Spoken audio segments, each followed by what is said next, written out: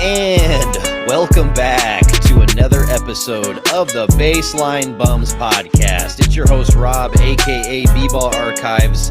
And once again, I got the bums in the house. All of this is brought to you by Love You Hard TV. But AJ, James, thanks for being in here. I know that Nuggets Thunder game was a bit of a blowout, but hey, we're here talking about it. How'd you guys feel about it? Or more importantly, how are you guys doing? Doing pretty well on a Sunday. I'm tired. How about y'all? I'm exhausted. I'm sunburned. We had a great weekend at the barbecue cook-off. That was a lot of fun yesterday. Shout out to everyone who swung by, said hello, and shout out to everyone who we met. That was a great time, and man, it was hot. It was hot. It was really hot, but I got to give a round of applause to all the vendors that came out, to the Salvation Army. Like literally everyone that was involved with that event did an amazing job, even though it was super hot. Great, delicious food, awesome people. The turnout was really good, and yeah, fun stuff all the way around. Great time, and I now have my base for my summer tan, so we're good. You must tell me what that's like, just tanning in general. Right. Foreign concept to me. Right. Yeah. Some of us just burn over here. But yeah, speaking of getting absolutely burned, the Nuggets. Ooh, some torch nuggets tonight. Yeah, I mean those Nuggets look like they were left in the oven for a bit too long. Just a bit too long. Ooh. Yeah, whenever I'm looking at it through that lens, how did the Nuggets end up losing by 32 tonight, guys? No one else showed up. I mean, Jamal Murray, any of the supporting cast just completely absent. After the middle of the second quarter, the bottom fell out. Yeah. And I mean, you also look at how stifling that defense was from the Thunder. I mean, that run that they had at the end of the second quarter was just absolutely crazy because of the defense that they're providing. I mean, Alex Caruso, this guy, if he goes, the Thunder are hosting that trophy at the end of the season, because that guy is the motor of that team right now. And you need a guy like that in order to make it all the way. And I mean, he's playing at a really high level. Yeah, I weekend is winning. Right. I couldn't agree more. It really seemed like Caruso was just disrupting everything out there. And there was moments where even Jokic was at the top of the key, and he just seemed like he was getting jammed up by Caruso. So he's stout, Yes. He's taller than we think. And it's just the physicality from the Thunder across the board is what really set them apart in that game. You got Hartenstein getting in there and getting a couple of big putback dunks early. It's kind of setting a tone. Jay Will just kind of full backing his way down the court in the open court on some of those transition opportunities that they had. Just the physicality. I don't think guys like Michael Porter and Aaron Gordon in his physical state with his hamstring were able to keep up with that level of intensity and physicality.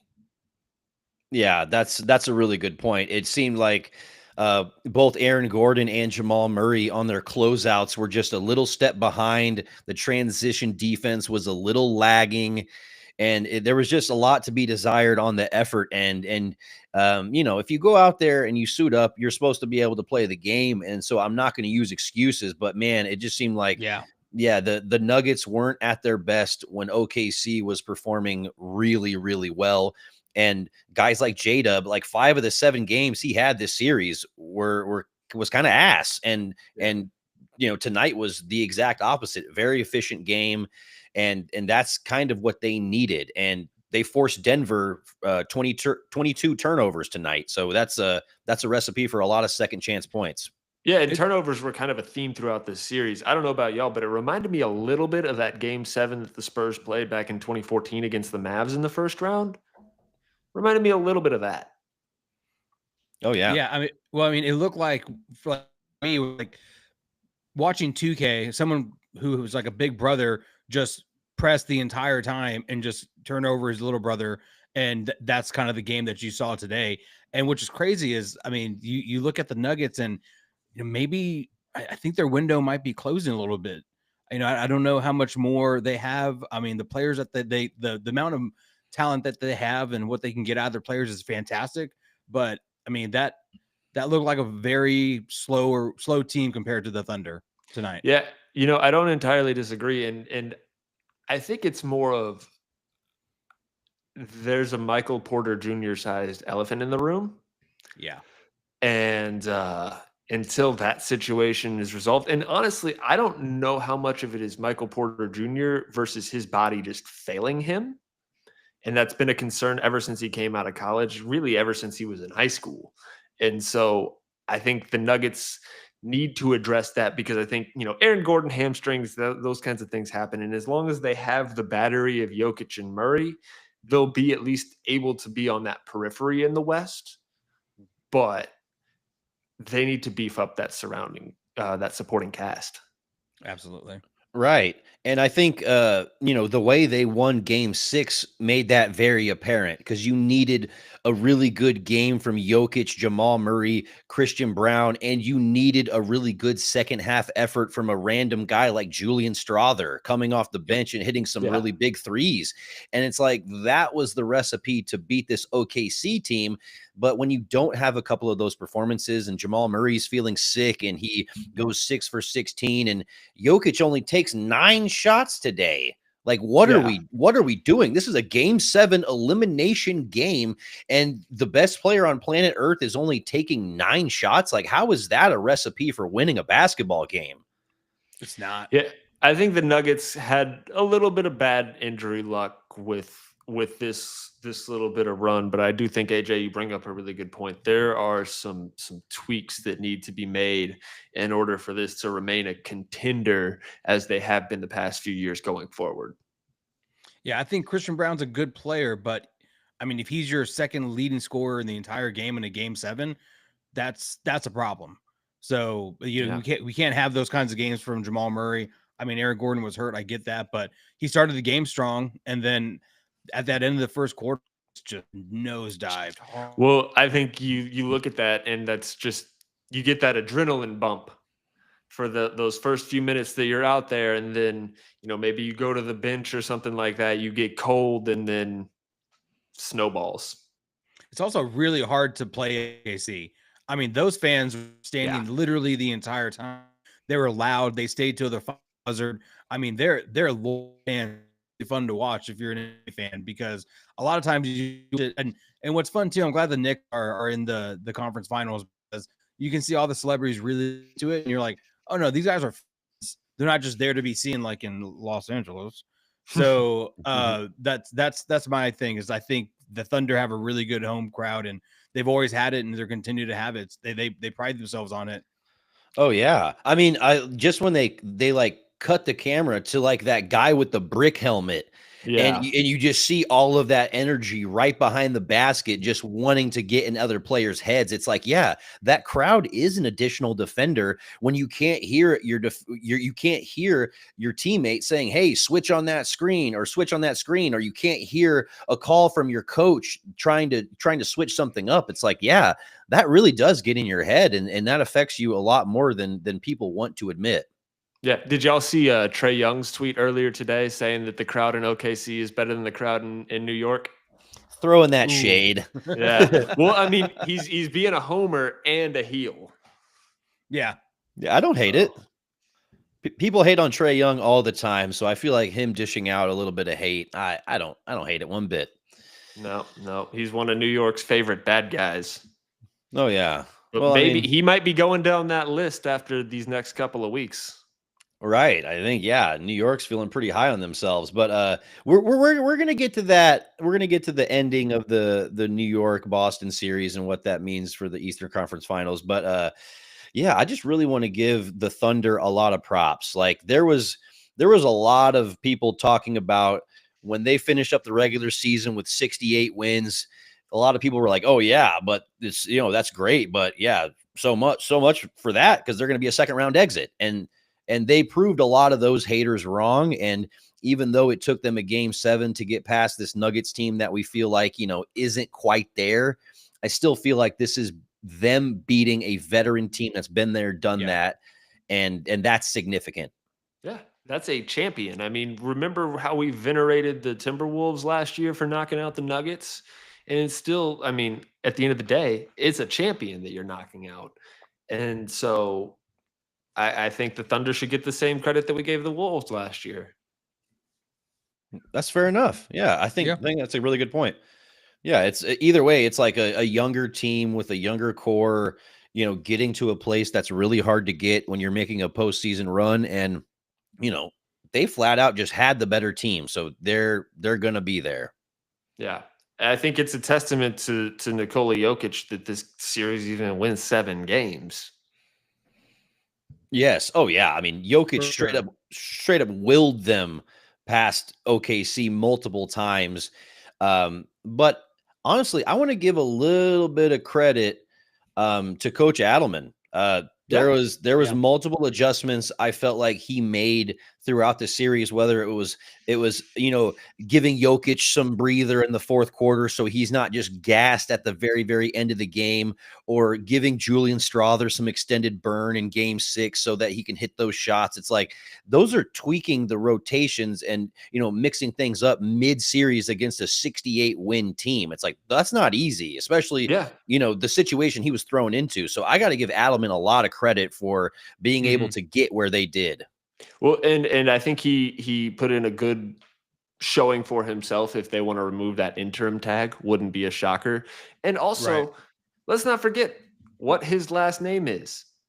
He grew up in this. He saw this his entire life. That's Rick's son right there. Exactly, exactly. So, I mean, Rick Adelman is kind of one of those guys that's like shockingly high on the NBA all-time wins list as a coach. And Oh yeah. so I think Junior learned some of that stuff. Oh yeah. Yeah, I think that he's definitely going to be first in line for that job. I don't think they're going to reach out anywhere else, unless he's not interested, which would surprise me. Yeah. What I should mean, the there's other Nuggets do openings with out. what should the Nuggets do with Westbrook now? I mean, Well, do they keep him? Do they get rid of him? I just you honestly, he's one of those guys that you got to get rid of. Like Yeah. I think that it was a really fun experiment, and he allowed Jokic to kind of not have to play make nearly as much. But at the end of the day, the Russ experiment wasn't exactly what they wanted it to be. It wasn't horrible, but it No. but it wasn't what they wanted it to be. And so I don't think that you're going to be willing to run it back. I think you're going to be looking to shop him, maybe MPJ, some of the guys that aren't really looking to be Nuggets for life, so to speak. Yeah. It'll just be interesting to see if they have any ability to trade some of those guys because I don't know what a market for Michael Porter Jr. would look like at this point with just his like a various hospital. injury history. I mean, I still think that there's a lot of people that would take a flyer on a 6'10" guy that can create his own shot For like he sure. does. Yeah. I mean, his health is a lot of concerns, and obviously he's Michael doesn't swing the rock Porter, so I think that that's a concern in itself. But I think that he's got a lot of potential, and some team is going to take a flyer on him for sure. That's got to But be a wide birth certificate with that middle name. I've seen so many of those. It's like, yeah, like like Michael shot fake step back Porter. It's like like all of Michael those. Porn Star Podcast Porter. Whoa, I don't know if I've heard that one. I like it though. It's got a ring to it. Um, but yeah, I mean, I know this was a kind of a knockdown, drag out kind of game. But any other things that stuck out to you guys about this game 7? It's just a The little disappointing when you have such a great series end in such a kind of anticlimactic way. Yeah, but I mean, the Thunder kind of, I feel they almost have that monkey off their back. Now they need to make the next Mhm. step and beat the legend killer in Ant-Man, because that's going to be a really tough challenge for them. And the first game is going to be interesting to see. I mean, it's going to be basically this, what we've seen in the entire playoffs. Every year it's the same thing, is rest versus rust. And we'll see how that goes from, for the T-Wolves, especially with the Rudy Gobert situation going on right now. Right. So that whole thing, I think him and his girl are getting divorced, or they broke something. Anthony Edwards looking on like a proud deadbeat dad. Bro, I mean, I view that as just Gobert trying to lock in. Like he's just locked in. He's like, dude, like we're trying to make a postseason run. I can't be stressed out by family. What are you talking about? No, I'm just kidding. Yeah. But at the same time, it's like, dude. But I mean, maybe it's gonna work, and Gobert's gonna be like French 2020 machine for the rest of the playoffs. He's French. French people do this. Starts hitting 3-pointers. He's like, I got extra legs under me now. But at the same time, it's like I agree. OKC, you're playing a more complete, a more well-balanced team in Minnesota. I don't think that they're going to be able to score in transition nearly as much on that team. They got multiple wing defenders and big guys.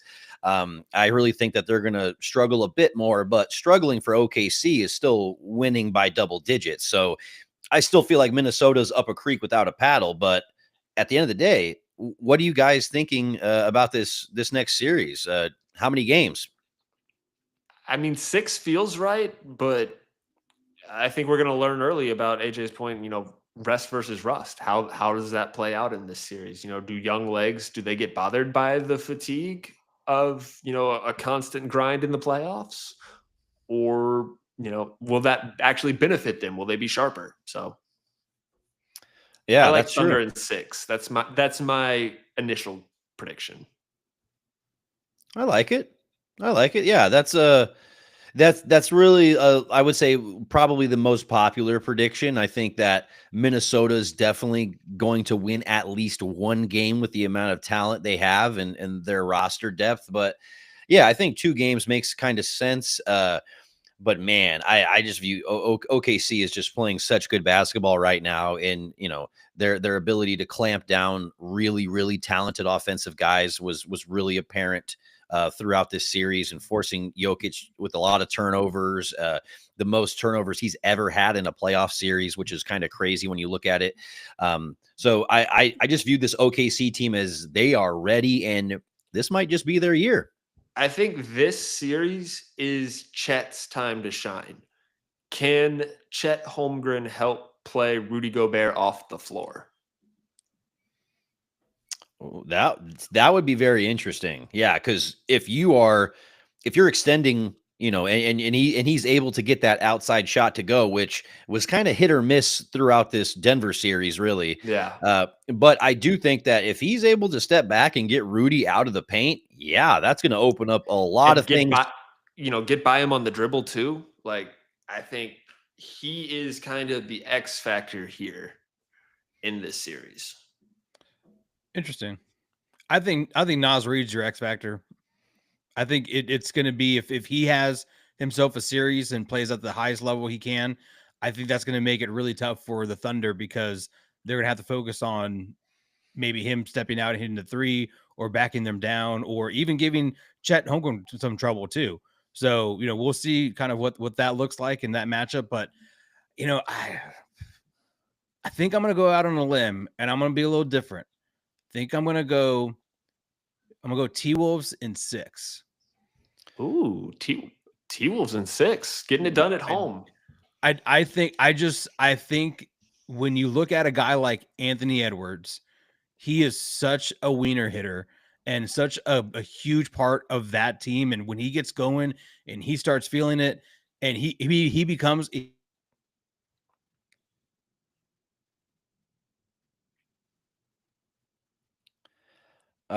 might have froze up a little bit there, AJ. I would. Ooh. But I know he was making some pro Minnesota points there. Yeah, and Minnesota has a lot of bodies to throw at SGA and at J-Will. So yes, that's a really good point. J-Dub.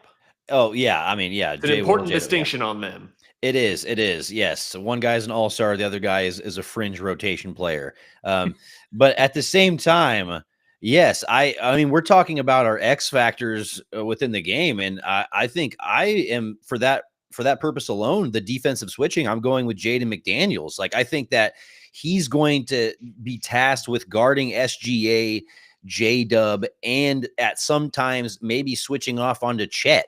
Like he's going to literally have to guard their trifecta at various times throughout the game, depending on their lineup. So, he's going to be really exhausted, maybe in foul trouble some of the games.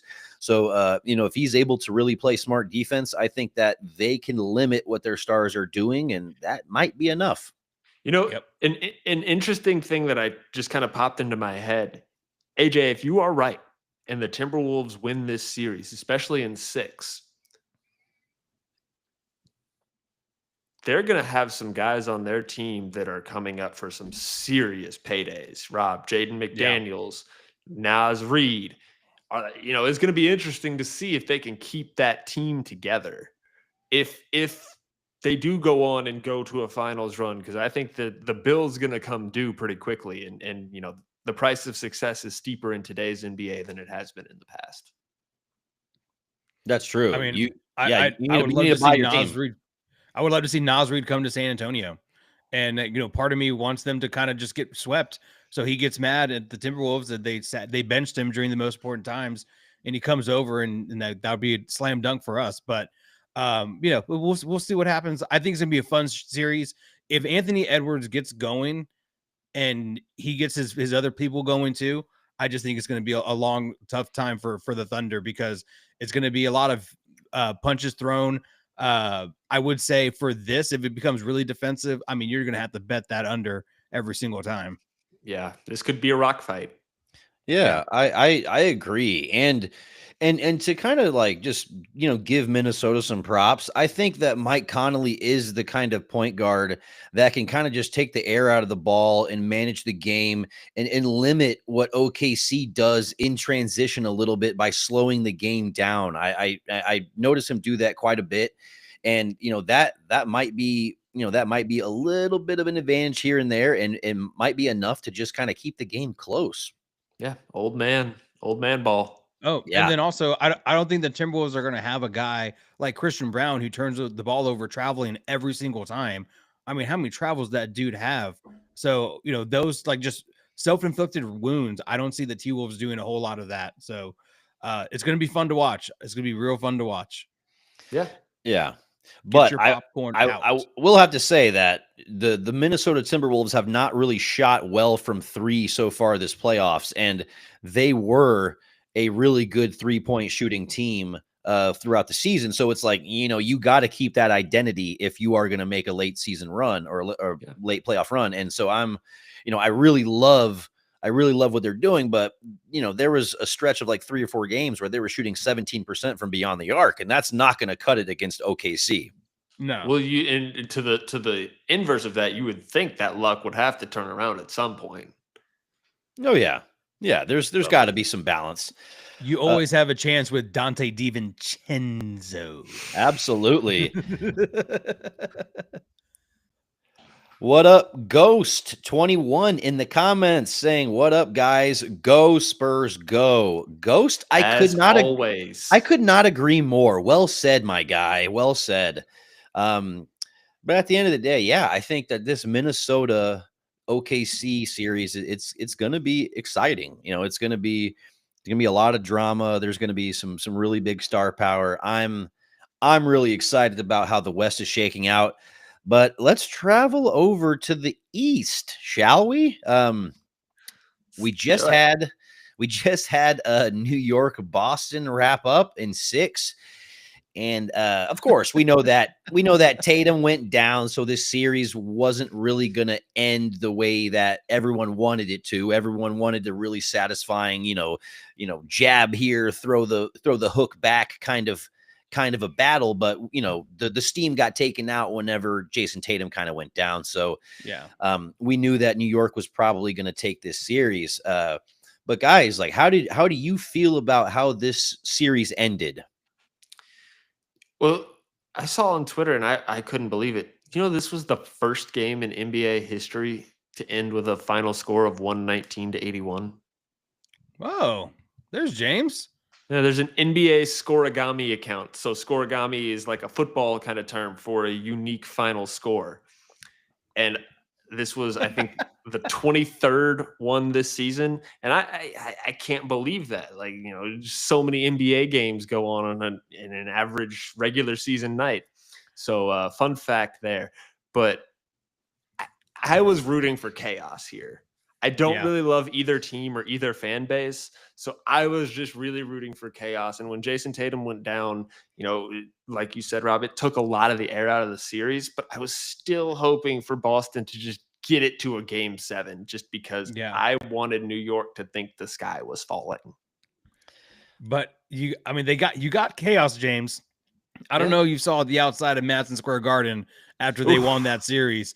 It was bonkers. The dude climbed up the LED screen, was like filming himself on top of that thing, looking down. It looked absolutely like it looks like they won the championship. Like, this is the second round. What's going to happen if they end up winning the championship? They're going to have to shut down New York City. Like, there's nothing that's going to happen. Like, it's going to be insane. But at the end of the day, I think the Knicks really needed to win that game. They play so many minutes, and you could tell that their legs were real tired towards the end of those games, especially game 4 and 5. So I think they really needed to close one out. So we'll see kind of what happens in the next round. But if you're living in Indiana, you're having an absolutely great time right now, because the WNBA just started. You get to watch Caitlin Clark, and the Pacers are in the Eastern Conference Finals. Like, man, get your Larry Bird trophy out. Like, we're going to have some fun. Right. I saw someone like quote tweet something that was like, it had Anthony Richardson, Caitlin Clark, and Tyrese Halliburton. And it was like, Indianapolis sports is so great right now. And someone quote tweeted, was like, Anthony Richardson's the worst passer in this picture. But no, we're partying like it's 1999 a little bit in the East. Absolutely. Yeah. It's really interesting that the Knicks haven't been back to the Eastern Conference Finals since then, but it's bringing back good, fond memories for us San Antonio fans. Buddy, my TikTok's been all over the 99 finals. It's been awesome. It's like, watch the last 2 minutes of game 5 of the NBA finals. Like, yeah, I'm going to watch that every single time. Yeah. Every time that pops up on my feed, I'm watching it. Yes. Yeah, it's like when Armageddon's on TV. I'm watching it. You might be alone on that one, but no, I'm just kidding. Maybe. It's cool to see, and it's interesting that the Knicks fans and everyone they finally got over that hump almost. And I mean, there's still a lot to do. That Pacers team looking on cylinders as well. Tyrese Halliburton is playing like just an absolute badass, and everyone else is following in line. And I mean, we can't forget, guys, the Pacers have TJ McConnell, and we're talking about a high motor, great basketball IQ, just makes the right play at the right time. I mean, if I had 12 TJ McConnells, we'd go 82-0. Oh, bro. Well, you'd have a problematic jury is what you'd have. Well, yeah, you would have the scrappiest team known to man. You play the game the right way. Yes. The right way. I'm sorry. Yes, very coachable. But at the same time, it's like, yeah, there's a lot to like out east. But before we move on from Boston, I wanted to pose this question because I've been really thinking about it hard over the last couple of days. With Jason Tatum going down with the Achilles injury, and him not being healthy at the beginning of the season, he's definitely not going to be healthy at the beginning of the season, most of next season. Yeah. Do you think it would be premature for Boston to blow this team up? Not premature. I think it would probably be a little, I don't know. I don't think it'd be premature, but I think it'd be ill-advised. I don't know. The more I've been thinking about it, it's like, Porzingis had such a terrible playoff run, and you've proven that you don't really need him to win more often than not. So move on from that about to be 30-something million contract. Drew Holiday's making about 30 plus mil. It's like, he's not really the same offensive guy he was when you signed that contract in the first place. And you know what? It's like, and even Jaylen Brown, it's like, I still don't feel like he gives you $60 million a year kind of talent. When you foul out. Yeah. Yeah. When you say blow it up, that's kind of where my mind goes is, are we trading Jaylen Brown? Yes. Yeah. Well, and that's where my mind goes is that is such a really the grossly overpaid contract given how he's stepped up and in certain moments, but really he hasn't progressed as a player nearly as much. Yeah. And I just from his skill set and how he's looking out on the court. And you saw that in a lot of his turnovers, his inefficient shooting, and it leaves a lot to be desired. And I look at some of the other guys that are making about 55, $60 million a year, and he's nowhere near that level. Yeah. The reason I say it might be just a little premature is I could make a good case for them blowing it up, but I also think you could make a good case for maybe them trying to take a bit of a gap year a la the 96-97 Spurs and just know that they have to punt on next year. But 2026 is also a loaded draft with AJ, the Boozer twins, So if the Celtics are able to Suck. kind of not be very good on purpose, but keep some of their pieces under wraps, you might be able to land that plane nicely. Maybe. I wouldn't mind the Spurs picking up the phone and being like, "What do you guys want to do with Derek White?" Because that dude, it's fun to watch him grow, and it would be fun to see him back in the Spurs uniform because I'm a homer. But I don't think you blow it up. I think it's a little early for that. I think if you want to blow it up, you do it just with the older pieces and kind of shave that top part. Like Al Horford, what's he gonna do? Is he gonna retire? Is he gonna stay? I mean, that dude's 40 years old. You got to figure it out. But see, it's easy to say don't blow it up, but when you start talking it through, and Rob, I think this is where you're coming from.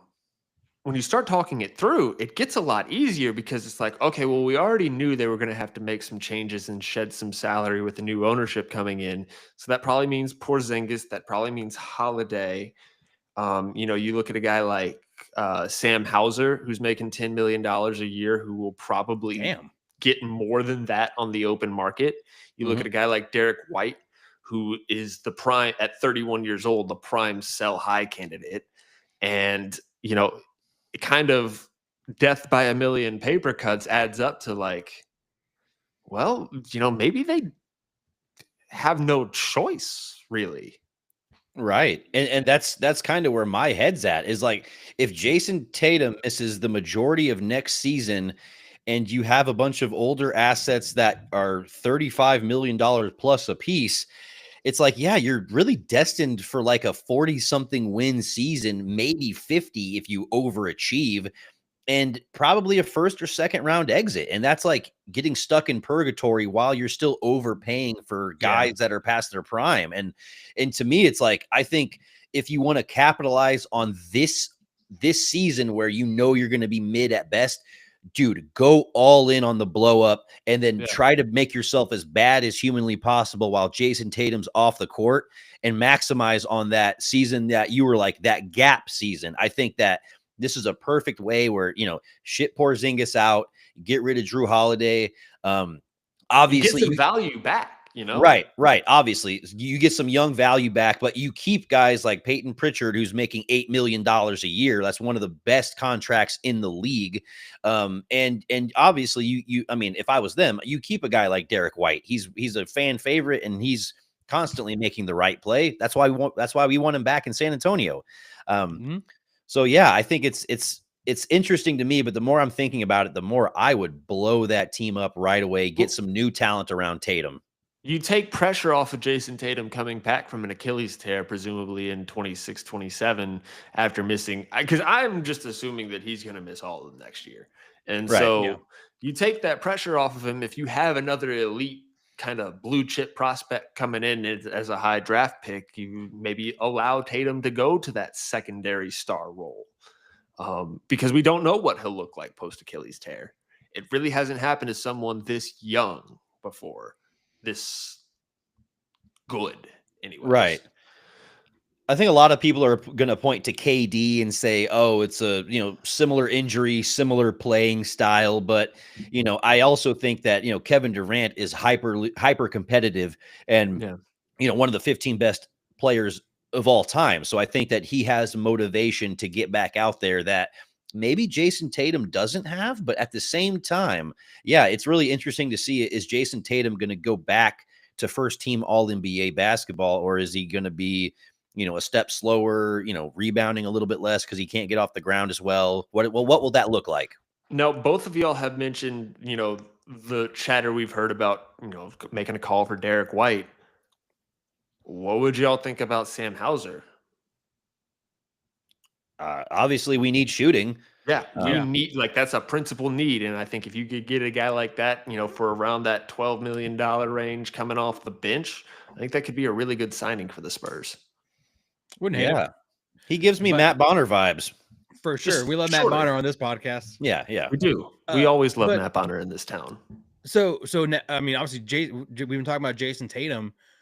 At some point, do you think that these Achilles tears that we've been seeing is due to the low sneaker that they're wearing nowadays, like the Kobe lows, or is it something that we're just seeing because they're more explosive and more athletic nowadays? Like, it's weird to see this happen multiple times in a year when before growing up, I don't remember it at all. I think it's a specialization issue. I think that we are seeing these guys come into the league at 19 and 20 with the miles that we used to see on guys that had played 6 or 7 years in the league, because they're playing year round, year after year after year after year before they ever get to college. And so, like, if you do some research on this, you'll hear interviews with doctors doing evals at the combine, just being like, I thought I was looking at x-rays of a 34-year-old man, and it was a 19-year-old kid. Like, so I think, because I can't play basketball in lows, but that's just me with weak ankles. So, like, I hear where you're coming from, but I think it's more kids used to play multiple sports. So, like, when was the last time we saw a Deion Sanders or a Bo Jackson come in and play multiple sports? It just doesn't happen anymore. Mookie That's Betts. true. Yeah, Mookie. That's true. I do think that is a really good point, that a lot of times if you play in a lower sneaker, you're gonna roll that ankle. I mean, you have especially if you're a vertical player and you get off the ground, you finish around the rim, your ankle's gonna be exposed to that danger. I think it also has a lot to do with play style, because I think a lot of guys are what I would say shiftier than ever before, and there's a lot more lateral movement on offense, a lot more exploding. You're doing step backs, you're doing a lot more Euro steps, side steps, things like this, which put a lot of force and torque onto that Achilles. So I think that this could be, that play style, and just this generation kind of figuring out, hey, there's some limitations to what your body can do when you're doing that over and over and over again, like you were saying, James. And I'm not a doctor, but I did stay at a Holiday Inn Express last night. Hey, yo. Not a sponsor. An Achilles tendon is more of a calf injury than an ankle injury. So, it's the kind of, like, you roll your ankle, that just wears down over time. That bone wears down over time. But the joint, Rob, to your point, is a function of playing style, explosiveness, not making consistent, predictable movements. It's a lack of muscle memory that kind of plays into that. And so it's a really interesting dynamic, because even still, we had James Wiseman and Jason Tatum tear their Achilles this year. Outside of that, everyone was 30 plus. Right. Well, I mean, Dame. Yeah. Is DeJounte 30? I think he's almost 30, but yeah, I mean, yeah, anytime you're seeing somebody tear an Achilles, that's the worst injury in basketball nowadays. It used to be ACL was viewed as that way, but ACL surgery has gotten so clean and so precise that, you can see a guy back already rehabbing within, 3 to 4 months, which is wild. But Achilles, you're 6, 7, 8 months and you still, maybe feeling those effects. Yeah. Yeah. I hear that you never forget that feeling too, of the pop. So whenever you go to make that move, it's just like, here we go. So who knows, man? But it's I've never been too athletic to understand that. So I don't think I ever will. I've had a lot of ankle issues when I played basketball in my glory days, quote unquote. But luckily, I never had anything, towards the back of my ankle, Achilles area. So I'm lucky to not know what that feels like. Bro, you can. Unfortunately, I've heard that on the basketball court, and it's a literal snapping sound, and it sounds disgusting. Like I mean, I was at That's what a I've practice. heard. Oh, absolutely. I was at a practice at UMHB. One of our big men was boxing out. I was looking up at the basket, and all I heard was big old 6'10" guy just start screaming. And I looked down, and I heard a snap. He was looking and just screaming right after that. And shout out to Patrick Ewing's nephew. He was okay. I played basketball with him at UMHB for a little bit. Shout out nepotism. Yep, good old Sheldon. He couldn't finish around the rim, but man, he was big as hell. Aren't they all? Was his last name Ewing? No. Okay. No, but at the end of the day, yeah, that's a devastating injury, and we hope that Tatum comes back and is every bit of what he once was, but at the same time, it's like, that's a lot of pressure for anybody. So just hope he has a speedy recovery. Yeah, that's a tough injury, tough sight to see. Absolutely. But yeah, I wanted to post another comment from Ghost. It says, I cannot stand the New York fans, so I hope God they don't win this. I think we share that same sentiment because there's a lot of New York fans that go over the top when you see videos like them attacking that Indiana fan in the street. That was messed up, man. It's like, bro, what are y'all doing? What is an Indiana like? You know what you're doing if you're that guy rocking a Halliburton jersey okay, James. So point. You're really sounding like you were dressed like that. It was the way you were dressed, fan. You had it coming. But common sense, right? Like if that was a Wemby jersey, the crowd wouldn't have mobbed him, right? Right, but I think that you should be able to wear, even if that was an Aaron Hernandez jersey. It's like I'm okay with that. It's like you shouldn't attack somebody for wearing a jersey. I mean, you yell at him, make him feel like a piece of shit, sure, but like they literally swarmed that guy and like attacked him and throwing trash at him. Yeah, dude, that's just straight up disrespectful. But I wouldn't expect. I'm glad I'm not that stupid, or I don't exhibit the characteristics of a stupid person in that way. Right. Somewhere Allen Houston is shaking his head. Right. But yeah, that's really going to be an interesting Eastern Conference Final series. Oh, we got Wiz in the comments section. James, you from Philly? No, I just liked green as a kid.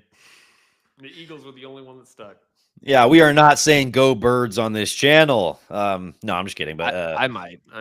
No, you have before, and yeah, you definitely have. We'll talk about it later. But no, I'm just kidding. But at the end of the day, guys, how are y'all feeling about the Eastern Conference Finals matchup? I mean, no steel chairs this time. I think the Pacers. I think the Pacers do it in 6. I kind of like the Knicks in 7, honestly. I mean, man, I think you guys are both making a lot of sense, but I think I am liking the Pacers a little bit. I think I'm going to go Pacers in 7. I think this What's is the seeding on this again? The Knicks are 3 and Pacers 4. Pacers 4. So the Knicks have home court. Yes. Yeah. Okay. Can you imagine a Game 7 Eastern Conference Finals in Madison Square Garden at 2:30 on a Sunday? Oh my God! Sign me up. Don't you put that evil on me, Ricky Bobby. Sign me up. Don't you put that evil on us. No, this game is at 7 o'clock on a Monday night. Yeah, I just feel that the Pacers are just a little bit deeper than the Knicks. I think the Knicks are playing so many minutes. Like even in their blowout win, OG still had 35 minutes, and the game was not. It was in hand way before then. So I just feel that they're going to run out of some steam. You're going to see some shorter rotations on the Knicks, maybe a 6-man, and I just don't see them being able to just have the stamina for another long series like this. So, Do we see a Spike Lee, Reggie Miller interaction on camera in Indiana this time? yeah, Ooh. it would just be a handshake. It's not gonna be much. They're old, dude. It's not gonna happen. Yeah, you're right. No, They're not, nothing is going to happen. I'm just a little razzing or something. I don't know. Dude. it would be fun to see. Dude, I mean, if Caitlin Clark's going to be in the building if she can, if they have a couple home games back to back, that Indiana area is going to be absolutely bonkers.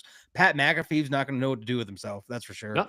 And to your point, AJ, we could see some consequential games later on in the WNBA season between Indiana and New York. Yeah. The entire both cities, both fan bases are going to just be absolutely at each other's necks if that's the case, and I'm here for it. I mean, ESPN literally made a movie about it, so facts. Yeah, man, it's fun. It feels good to see the Pacers and the Knicks in the Eastern Conference Finals. I just hope it's going to be a fun thing to watch. Right. Jalen Brunson versus Halliburton. That's going to be fun. We're going to see what Cat's going to do. I mean, Cat had an okay series. Like he was fine, but he's going to have to step up a lot more if they're going to move on to the finals. So whatever he does, he'll do it zestily. Yes. Oh, dude, I don't know if you've seen this. I think I sent it to you guys, but on TikTok, there's like a Cat and Usher combo thing going on right now, and it's so funny. It's like Usher singing, and so he's singing "You Got It Bad," but they put in Cat saying, "After all that." Like, this is what I found. Have you seen there's like a highlight video? It's like 1 minute and 20 seconds going around of Cat, and he's like, they're having like a feminine sounding voice like narrate him through his own highlights. He's like, oh, has he? Oh, cross. Oh, I won. I mean, he internet brings it remains on undefeated. But honestly, he brings it upon himself because he just does like everything just a little bit extra, and he's super talented, of course. But I mean, yeah, he just does some theatrical stuff that just has people rolling. So I mean, yeah.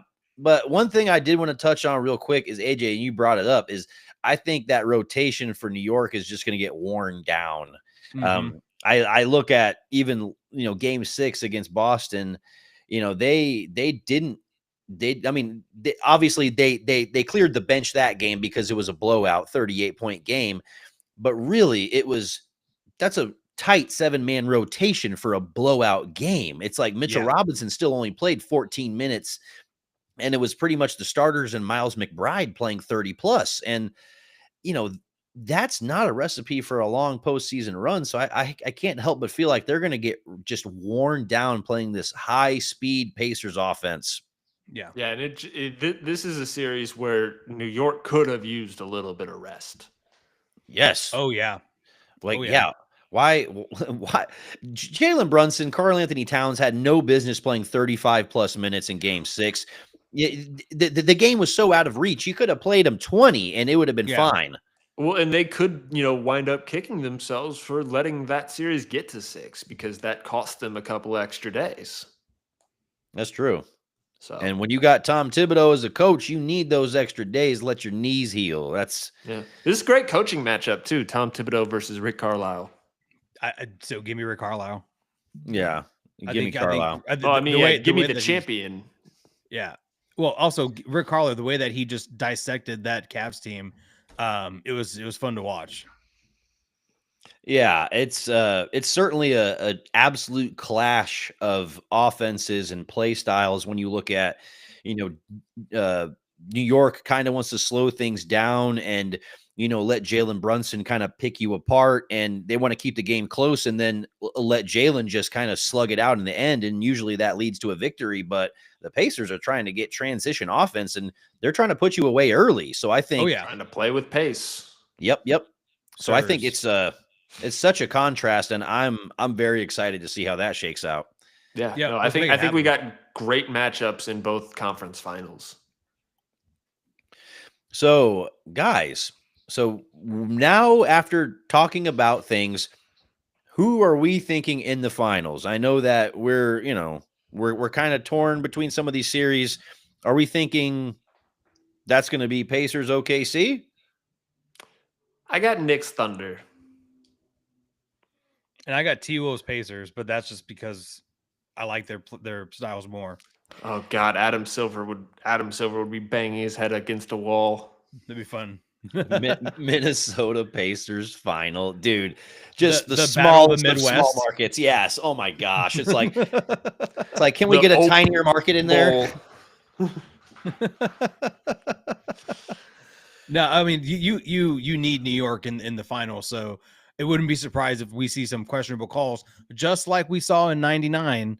Let's not forget that questionable Larry Johnson 3-point shot in the and one, the 4-point play, the 4-point play that got him over the hump and into the finals. So yeah, it wouldn't have mattered if it was New York or Indiana in the finals that year. Oh yeah, no, we were stomping him out. Jaren Jackson was going ham sandwich on them for sure. Mario Elliott was going to curb stomp some fools. Absolutely. It's always fun and it's always nice to reminisce on the 99 championship, and the Knicks going to the Eastern Conference Finals has allowed a lot of opportunity for that. So as much as I do like to shit on Knicks fans, thanks for the opportunity for us to just walk down glory lane a little bit.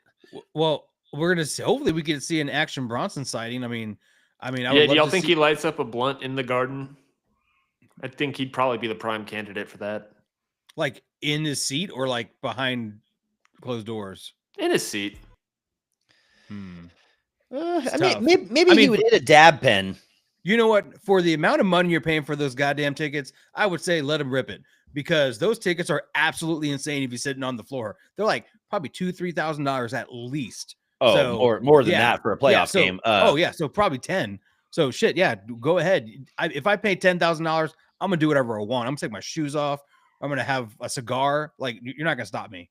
Oh yeah, I always think about that line from Entourage where Ari is sitting on the sideline, and then he's like, for how much I pay for these seats, I'll get out there and chunk a 3 if I want to.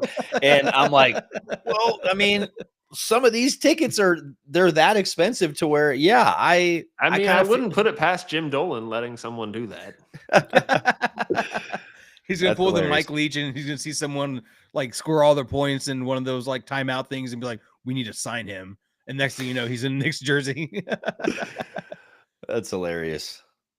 But yeah, guys, it feels like we just broke down the rest of the playoffs, and I'm liking it because we got a lot of excitement. Prediction. I mean, I think I'm going Pacers OKC. I'm going just the overpowered offenses. It's just going to be transition offense versus transition offense. And I think OKC just has the better defense while still being able to have a really, really good, consistent transition offense. So I think OKC is probably going to win that in 5 or 6. But I still feel like the Pacers, I think they're good enough to make it to the finals this year. So we all have different predictions for how these series are going to go, which I think is good because we're seeing parity. We're seeing, we're seeing a lot of new teams, and no matter which way you look at it, like there's going to be a new champion, a guy that hasn't been there before. It's a discussion for a different day if all that parity is good for the NBA, but it is exciting when we're in the moment. Yes. It is crazy to think that the T-Wolves are probably the 4th best team left right now. Yeah. Probably. Like out of the 4, I would say like probably Thunder, Knicks, Pacers, T-Wolves. But I mean, I could be wrong, but that's kind of how I look at it in my head. But anything can happen because you have a dude like Ant-Man, and if he can take you to the mountaintop and go put the team on his back, anything's possible. That's very true. Anything is possible. Mm-hmm. But guys, we just wrapped up every playoff series moving forward. I'm really liking it. We got a lot of excitement on the way. I think we need to get to some dunks, guys. How are we feeling about our dunks this week? Feeling okay. Yeah. I'm gonna start off with a strong dunk. Rob, go ahead. I think I know what your dunk is. But. Absolutely. This is actually a putback dunk off of a previous dunk I had, because somebody tried to steal my car, and somebody succeeded in stealing my car on Tuesday. Stole my entire car, took it on a joyride, and then wrecked it at the top of a parking garage, and then just left it. Absolutely totaled it. Craziness. And it happened in the middle of my move. So I'm moving into a new place, and this is just frustration on top of frustration. So whoever the hell stole my car, yes, whoever the hell stole my car, you're getting absolutely dunked on. And if I could in real life, I'd just teabag you nuts all in the face and laugh at you. That's a shitty person, man. That's a real Yeah. shitty Oh, person. God. That Yep. sucks. But insurance check should be coming soon. So Yep. Rob gets a new whip. So, catch him rolling. Yeah. I'm going to be whipping that foreign. Yeah. Like spoke sticking out. Like, never mind. I can't say that. Really? Yeah. I'm going to swing down Mark Bach and drop John Jay's flagpole. Drop what is it? Drop trunk at John Jay and Little Tay dropped his lunch tray. Yeah. Yeah. Live hold this episode. I like it. Oh, bro.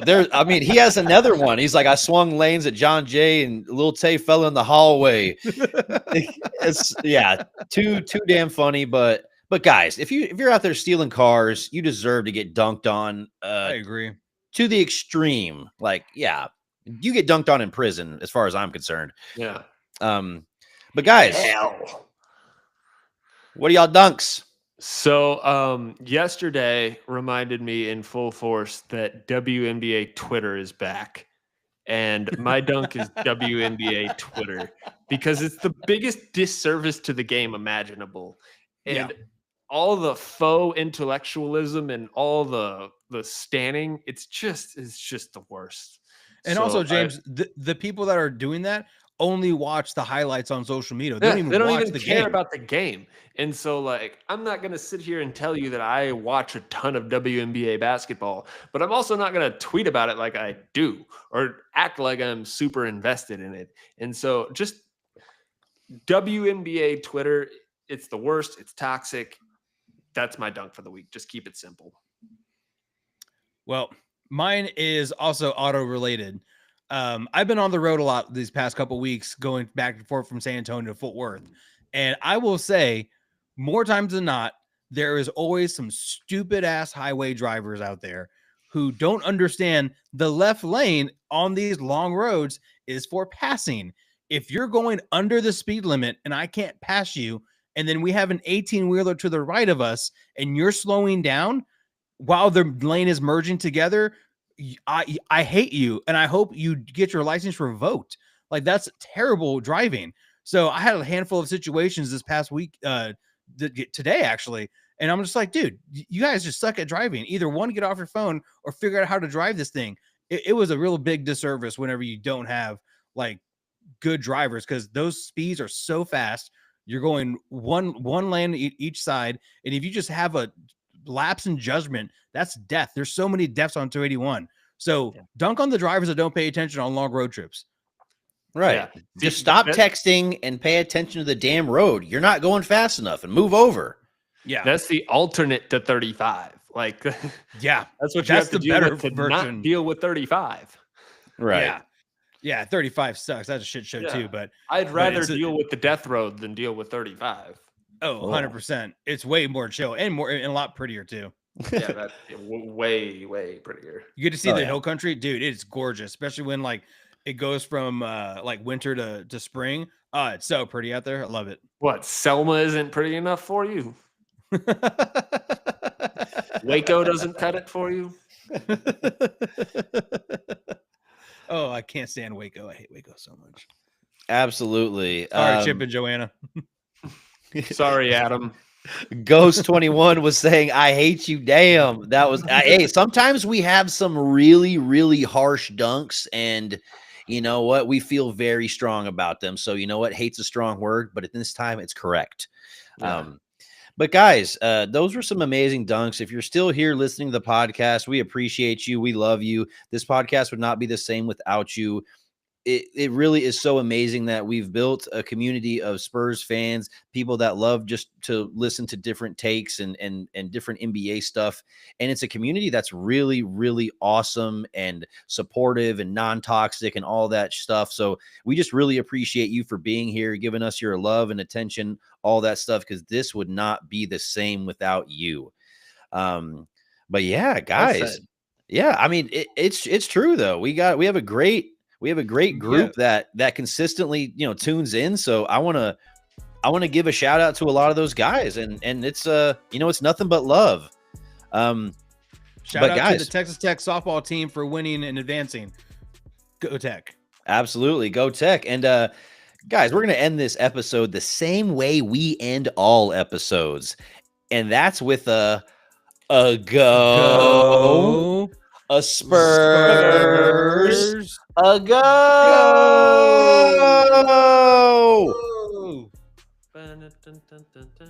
Y'all have a great